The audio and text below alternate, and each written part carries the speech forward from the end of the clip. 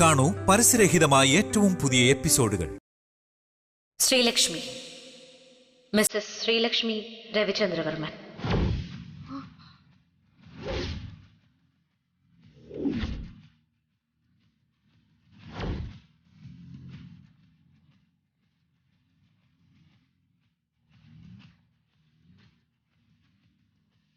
അങ്ങനെ അബദ്ധം പറ്റി വന്നതല്ല ഞാൻ ഈ നാട്ടിലേക്ക്. ഞാൻ ശരിക്കും സുദർശന്റെയും സരോജത്തിന്റെയും മകൾ ശ്രീലക്ഷ്മി തന്നെയാണ്.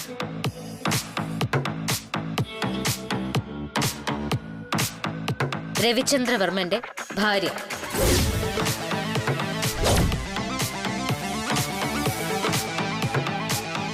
എനിക്ക് മാറി നിൽക്കാൻ ഒരിടം വേണമായിരുന്നു, മറ്റൊരു തിരിച്ചുവരവിനായി.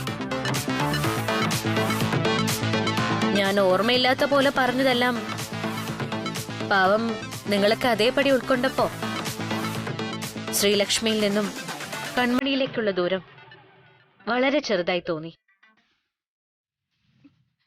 പിന്നെ നിനക്കിതൊക്കെ എല്ലാവരോടും പറഞ്ഞൂടെ? രവി സാറിനോടെങ്കിലും.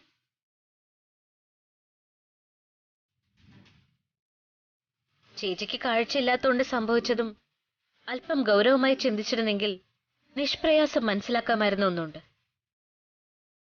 രവിചന്ദ്രവർമ്മന്റെ ഭാര്യ ശ്രീലക്ഷ്മി ആ ജീപ്പ് അപകടത്തിൽ മിസ്സിംഗ് ആയി. അതേ അപകട സ്ഥലത്തു നിന്നും ദേവി ചേച്ചിക്ക് എന്നെ കിട്ടുന്നു. ശ്രീലക്ഷ്മിയെ തേടി തിരിച്ചു വന്ന രവിചന്ദ്രവർമ്മൻ എന്നെ കണ്ടെത്തുന്നു. അദ്ദേഹത്തിന്റെ ഭാര്യയാണ് ഞാനെന്ന് വിശ്വസിക്കുന്നു. അപ്പോ ചേച്ചിക്ക് ഊഹിക്കാവുന്നതല്ലായിരുന്നോ രണ്ടും ഒരാളാണെന്ന്? പക്ഷെ മോളെ, അത് ശരിയാണല്ലോ. പക്ഷെ ആ സമയത്തെല്ലാം ഇത്രയും വേഗം എനിക്ക് കാഴ്ച കിട്ടണമെന്ന് മാത്രമേ ഞാൻ ചിന്തിച്ചിരുന്നുള്ളൂ. ഏതായാലും നടന്നത് നടന്നു. ഇതെല്ലാം ഇനി രവി സാർ അറിയണം.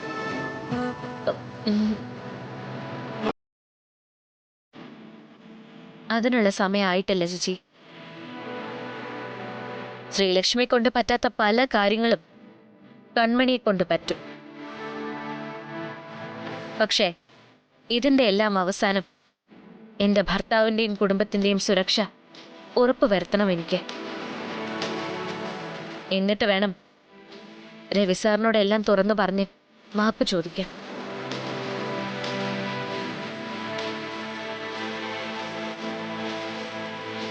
അതുവരെ ചേച്ചി ഇക്കാര്യം ആരോടും പറയരുത്.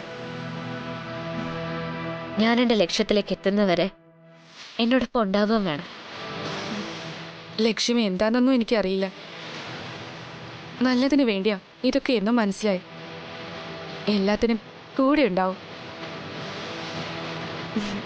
എന്റെ കൺമണിയുടെ അല്ല, ശ്രീലക്ഷ്മിയുടെ എന്ത് കാര്യത്തിനും. ചേച്ചി എന്നെ കൺമണി എന്ന് വിളിച്ചാ മതി. ഞാൻ ഇപ്പോഴും കൺമണി തന്നെയാ. ഞാൻ ആരാണ് എന്താണെന്നൊന്നും അറിയാതെ ഒരു ചേച്ചിയുടെ സ്നേഹം മുഴുവൻ എനിക്ക് തന്നില്ലേ? ഞാൻ എന്ത് നിനക്ക് തന്നു? നീയല്ലേ എനിക്കെല്ലാം തന്നത്. ചേച്ചിയുടെയും കണ്ണന്റെയും സ്നേഹത്തിന് മുന്നിൽ ഞാൻ എന്ത് തന്നാ മതിയാവും?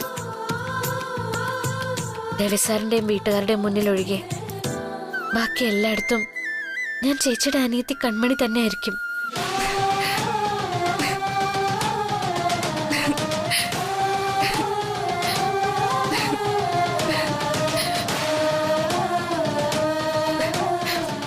എന്നാ ഞാൻ ഇറങ്ങട്ടെ ചേച്ചി. എന്ത് കാര്യം വന്നാലും കൺമണിയായി കണ്ടു തന്നെ എന്നെ വിളിക്കണം. അല്ല, കണ്ണനോ? അവനെവിടെ? അവൻ അമ്പിളി ചേച്ചിയോടൊപ്പം പുറത്തു പോയേക്കോ. ശരി ചേച്ചി.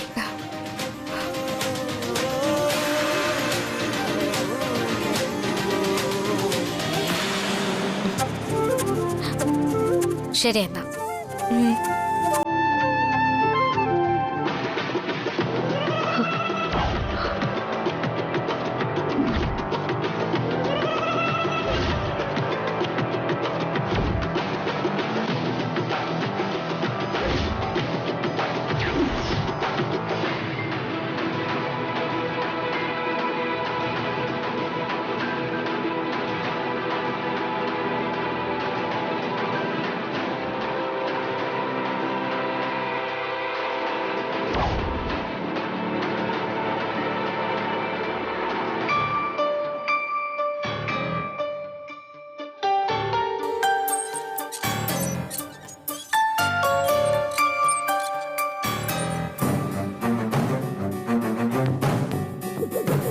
ഡോക്ടറിനെ കണ്ടോ നീ? കണ്ടു. എന്നിട്ട് എന്തു പറഞ്ഞു? കുഴപ്പമൊന്നുമില്ലെന്ന് പറഞ്ഞു. നീ എന്തിനാ പൈസയ്ക്ക് അത്യാവശ്യം പറഞ്ഞു വിളിച്ചത്? എനിക്ക് ഈ മാസത്തെ ശമ്പളം കിട്ടിയില്ല. കുറച്ച് സാധനങ്ങൾ വാങ്ങാനുണ്ടായിരുന്നു. നീ ജോലിക്ക് പോകുന്നതൊക്കെ കൊള്ളാം, സൂക്ഷിച്ചും കണ്ടും വേണം ചെയ്യാൻ. വർമ്മൻ കുടുംബത്തിന്റെ അടുത്ത അവകാശിയും വയറ്റിലിട്ടോണ്ടാണോ നീ വേറൊരു വീട്ടിലെ കരിക്കലം കഴുകാൻ പോകുന്നത്? ഇപ്പോ ഈ ജോലിയുടെ ആവശ്യം എന്താ? ചെലവിനുള്ളതൊക്കെ ഞങ്ങൾ തരുന്നില്ലേ? പ്രസവിക്കുന്നത് വരെയെങ്കിലും നിനക്ക് പോകാതിരുന്നൂടെ?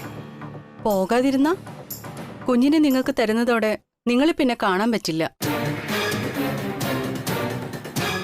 പ്രസവിച്ചു കഴിഞ്ഞാൽ പിന്നെ ഞാനുമായി ഒരു ബന്ധവും ഇല്ലെന്നാ നിങ്ങൾ പറയുന്നേ. പിന്നങ്ങോട്ട് എനിക്ക് ജീവിക്കണ്ടേ? ജീവിക്കണം. വലിയ ആഡംബരത്തോടെ അല്ല നിന്റെ ജീവിതമെങ്കിൽ അവസാനം നിന്നെ സെറ്റിൽ ചെയ്യുമ്പോ ഞങ്ങൾ തരുന്ന തുകയ്ക്ക് നിനക്ക് നല്ല പോലെ ജീവിക്കാം. നിങ്ങൾ എത്ര രൂപ തരുമെന്ന് എനിക്കറിയില്ല.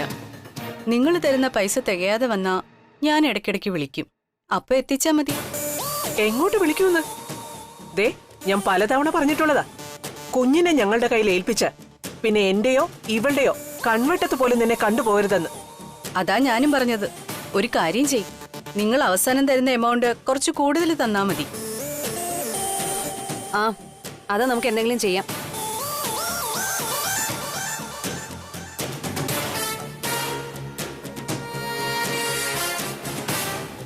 നീ ചോദിച്ചത് 25,000. ഇത് 10,000 രൂപയുണ്ട്. ഇതിനകത്തുള്ളതൊക്കെ വാങ്ങിയാ മതി. പണ്ടേ ദുർബല, ഇപ്പൊ ഗർഭിണി എന്ന അവസ്ഥയാ എന്റേത്. പോഷകാഹാരം കഴിക്കാനും വീടിന് കുറച്ച് അറ്റകുറ്റ പണികൾ ചെയ്യാനുമാ ഞാൻ 25,000 രൂപ ചോദിച്ചത്. അപ്പൊ തന്നത് വെറും 10,000 രൂപ. എന്നിട്ട് പറയുന്നു വേറെ ജോലിക്കൊന്നും പോകരുതെന്ന്. ഇതെന്തിടപാടാ? അതെ, നിന്റെ കുഞ്ഞിനെയാ ഞങ്ങൾക്ക് വേണ്ടത്, അല്ലാതെ നിന്നെ ദത്തെടുക്കുന്നതല്ല. വീടിന്റെ അറ്റകുറ്റപ്പണിയൊക്കെ നിന്റെ സ്വകാര്യമായ കാര്യ. ഇപ്പൊ നീ ചെയ്യേണ്ടത് നിന്റെ വയറ്റിൽ വളരുന്ന കുഞ്ഞിന്റെ ആരോഗ്യസ്ഥിതി നോക്കാന്നുള്ളതാ. 10,000 രൂപയ്ക്കും നീ പോഷകാഹാരം വാങ്ങി കഴിക്കും. കുഞ്ഞ് നല്ല ക്യൂട്ടായിരിക്കണം, എന്നെ പോലെ. എനിക്കെന്റെ ഭർത്താവിലുണ്ടാകുന്ന കുഞ്ഞിനെ തരാൻ പറ്റൂ. ചേച്ചിയെ പോലെ തന്നെ ഇരിക്കണമെങ്കിലേ ഈ ആന്റിയോട് ഒന്നും കൂടെ പ്രസവിക്കാൻ പറയും. ഞാൻ പോകുന്നു. എന്തെങ്കിലും ആവശ്യമുണ്ടെങ്കിൽ ഞാൻ അങ്ങോട്ട് വിളിക്കും.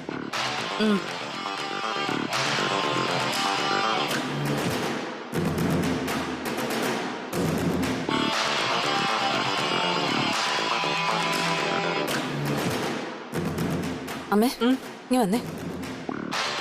അവള് നമുക്കൊരു പണിയാവൂ അമ്മേ. പിന്നെ നീ അവളോട് മണ്ടത്തരം പറഞ്ഞ? അവള് പറഞ്ഞതല്ലേ ശരി.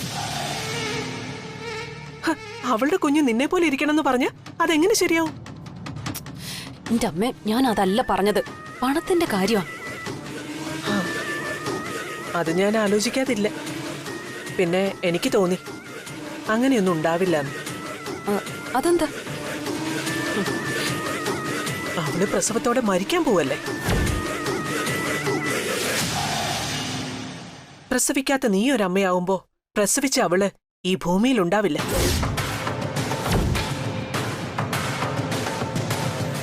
അമ്മയാവാൻ ഈശ്വരൻ നിനക്കൊരു ഭാഗ്യം തന്നപ്പോ മറ്റൊരമ്മയെ നമ്മൾ ബലി കൊടുക്കുന്നു, അത്രേ ഉള്ളൂ. അമ്മേ, അത് അപകടമല്ലേ? അപകടമാണ്. അവള് ജീവിച്ചിരുന്ന പണത്തിന്റെ കാര്യം മാത്രമല്ല, ബന്ധത്തിന്റെ കാര്യം അങ്ങനെ തന്നെയാ. നീ വളർത്താൻ പോകുന്ന കുഞ്ഞിന് തട്ടത്തിൽ തങ്കം കൊണ്ട് തുലാഭാരം തൂക്കിയാലും താണിരിക്കുന്ന തട്ട് പെറ്റമ്മയുടെ തന്നെയാവും. പോറ്റമ്മയ്ക്ക് ഒരിക്കലും പെറ്റമ്മയാവാൻ കഴിയില്ല. പക്ഷേ പെറ്റമ്മയ്ക്ക് കഴിയാത്തത് പലതും പോറ്റമ്മയ്ക്ക് കഴിയും.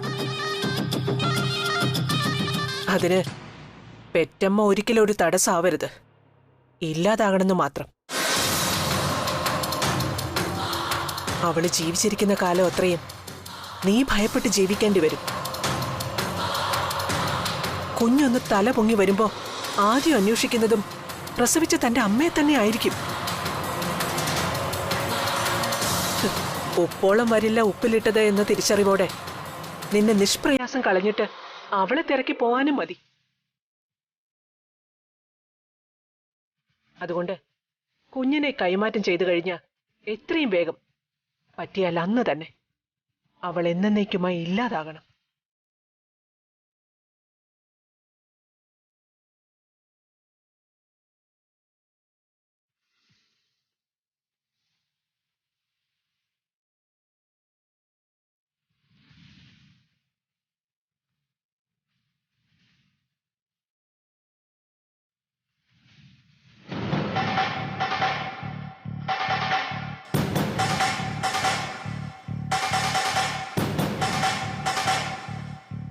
പറയണം മാഡം, എന്റെ മനസ്സിലുള്ള ഓരോ ചോദ്യങ്ങളും എന്തായിരിക്കുമെന്ന് മാഡത്തിന് ഇപ്പൊ വ്യക്തമായിട്ടറിയാം. അതുകൊണ്ട് ചോദ്യങ്ങൾ ഞാൻ ഒഴിവാക്കുന്നു. ഉത്തരം ഞാൻ പ്രതീക്ഷിക്കുന്നുണ്ട്. മാഡത്തിന് എന്താ അറിയേണ്ടത്? അറിയേണ്ടതെല്ലാം ഞാൻ ദേവിച്ചിച്ചോട് പറയുന്നത് മാഡം കേട്ടതല്ലേ? കേട്ടു. പക്ഷേ അതിലെനിക്കറിയേണ്ട പ്രധാന ചോദ്യത്തിനുള്ള ഉത്തരം മാഡം പറഞ്ഞിട്ടുമില്ല. തന്റെ ജീവനേക്കാളേറെ മാഡത്തെ സ്നേഹിച്ച, അല്ലെങ്കിൽ സ്നേഹിച്ചുകൊണ്ടിരിക്കുന്ന രവി സാറിനെ എന്തിനാ ഇത്രയും നാള് പറ്റിച്ചതെന്ന്.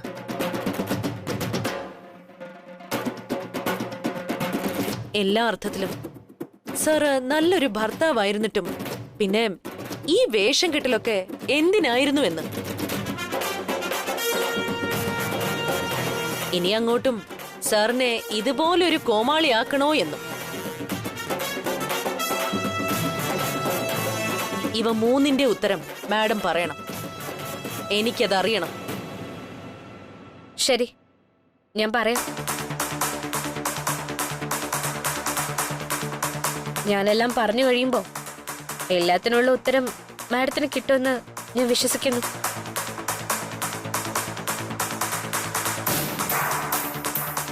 ഞാനും സാറും നേരിട്ട് കണ്ട കാലം മുതൽ കേൾക്കുന്നതാ രവി സാറിന്റെ ശത്രുക്കളെ കുറിച്ച്. പലപ്പോഴും ഞാനും അവരുടെ പകയ്ക്ക് ഇരയായിട്ടുണ്ട് എന്നുള്ളത് സത്യം. എന്റെയും സാറിന്റെയും സുഗമമായ മുന്നോട്ടുള്ള ജീവിതത്തിന് അത് തടസ്സമാകുമെന്ന് എനിക്കറിയായിരുന്നു. സ്ഥിരമായി ശത്രുക്കളുടെ പട്ടിക പറയുമ്പോൾ അതിൽ ആദ്യം കേൾക്കുന്ന 2 പേരുകൾ. ഒന്ന് GD, 2 രാഗസുധ.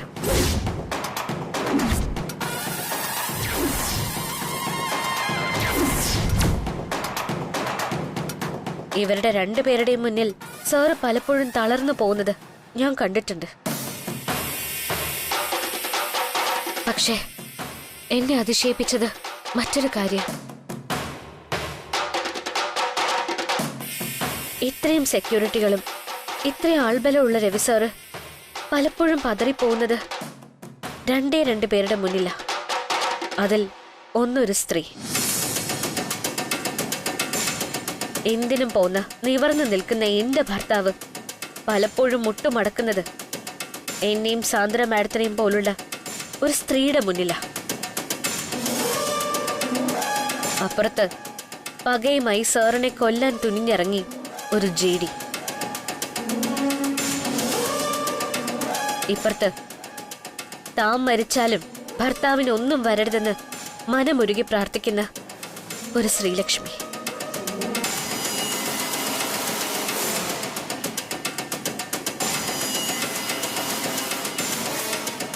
പ്രാർത്ഥനകൾക്ക് ശക്തിയുണ്ടെന്ന് ഞാൻ വിശ്വസിക്കുമ്പോഴും ആ പ്രാർത്ഥനയുടെ ഫലങ്ങൾക്ക് കാലതാമസം വരുമെന്നും അതിനു മുൻപ് എന്റെ ഭർത്താവിന് എന്തെങ്കിലും ആപത്ത് വരുമെന്നും ഞാൻ ഭയക്കുന്നു. അതിലൊന്നും ശ്രീലക്ഷ്മി മാഡത്തെ ഞാൻ കുറ്റം പറയില്ല. പക്ഷേ രാഗസുധ എന്ന ഒരു പെണ്ണിന് രവി സാറിനെ എന്ത് ചെയ്യാൻ പറ്റുമെന്ന്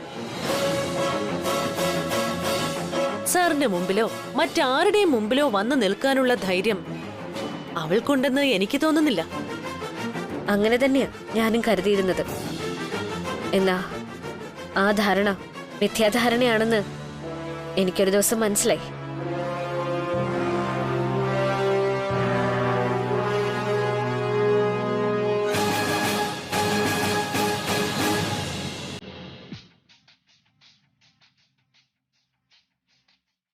ആരാ?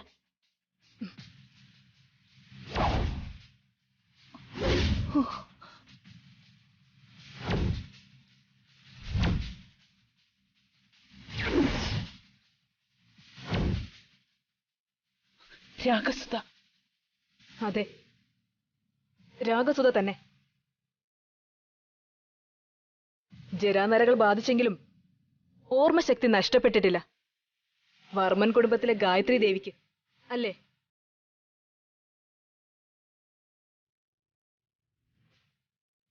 അല്ലെങ്കിലും അതങ്ങനെ തന്നെ വേണം. ഏത് സന്ദർഭത്തിലും ഏത് നേരത്തും ഓർമ്മയിൽ ഉണ്ടാകണം ഈ മുഖം. നീ എന്തിനിപ്പോ ഇങ്ങോട്ട് വന്നു? ആരാ നിന്നെ അകത്തോട്ട് കയറ്റി വിട്ടത്? Security, security! ഗായത്രി അമ്മ ഒന്ന് നിന്നേ. എല്ലാവരെയും വിളിച്ചു കൂട്ടുന്നത് അതീവ ശ്രദ്ധയോടെ ആവണം. പൊടിപടലങ്ങൾ മൂടിക്കിടക്കുന്ന പഴയ കഥ എന്നെ കൊണ്ട് തന്നെ എല്ലാവരെയും അറിയിക്കരുത്.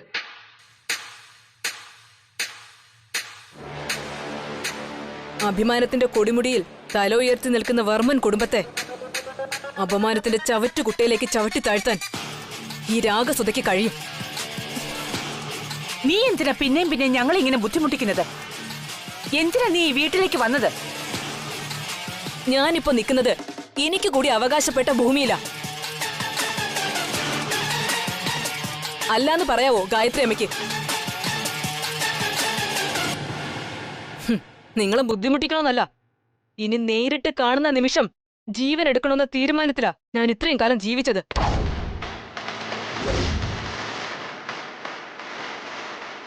പക്ഷേ വീണ്ടും ഈ നാട്ടിലേക്ക് തിരിച്ചു വന്നപ്പോ ആ തീരുമാനം മാറ്റിയത് ഒരേ ഒരാളെ ഓർത്തിട്ടാ. എന്റെ ചേച്ചി രാജനന്ദിനെ ഓർത്തിട്ട്.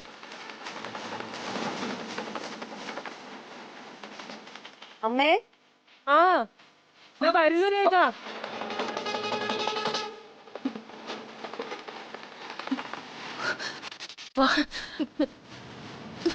ഇങ്ങോട്ട് വരാൻ.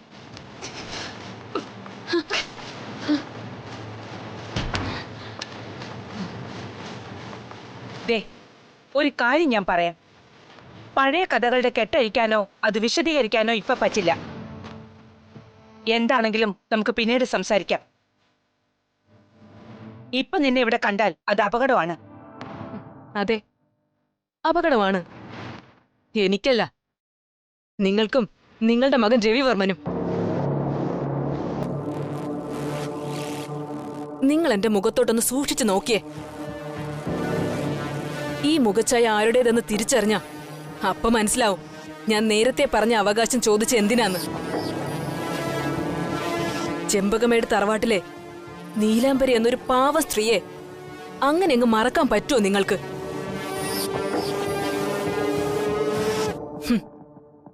രാജരാജവർമ്മൻ എന്ന ഈ നാട്ടിലെ കോടീശ്വരനായ നിങ്ങളുടെ ഭർത്താവ്, ഏകപത്നിയിൽ തൃപ്തനല്ലായിരുന്ന അയാൾ ഒരു ദിവസം നീലാംബരിയെ അപ്രതീക്ഷിതമായി കണ്ടു. ഭാര്യയും മക്കളും ഉള്ള കാര്യം മറച്ചുവെച്ച് ആ സ്ത്രീയോട് അടുപ്പം കാണിച്ചു. അയാളുടെ അടുപ്പം ആത്മാർത്ഥമുള്ളതാണെന്ന് ആ പാവം വിശ്വസിച്ചു. പ്രമാണിയെ വിശ്വസിച്ച ആ സ്ത്രീക്ക് അയാൾ തിരികെ കൊടുത്തത് ഒരു കുഞ്ഞിനെ.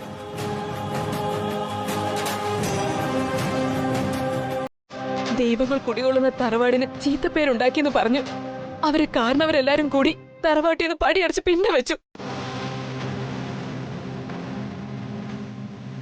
വയറ്റിലൊരു കുഞ്ഞുമായി വന്ന നീലാംബരിയെ നാട്ടിൽ പുറത്താക്കി നിങ്ങൾ എല്ലാവരും കൂടി. ചില സന്മനസ്സുകളുടെ സഹായത്താൽ ഒരു കുഞ്ഞു വീട്ടിൽ അഭയം കിട്ടി.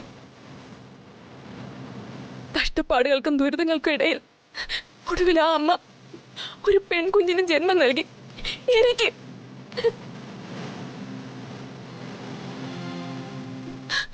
ഒരു ദിവസം രാത്രി ആ വീട്ടിലേക്ക് ഒരു അതിഥി വന്നു. വർമ്മൻ കുടുംബത്തിലെ ഗായത്രി ദേവി അമ്മ.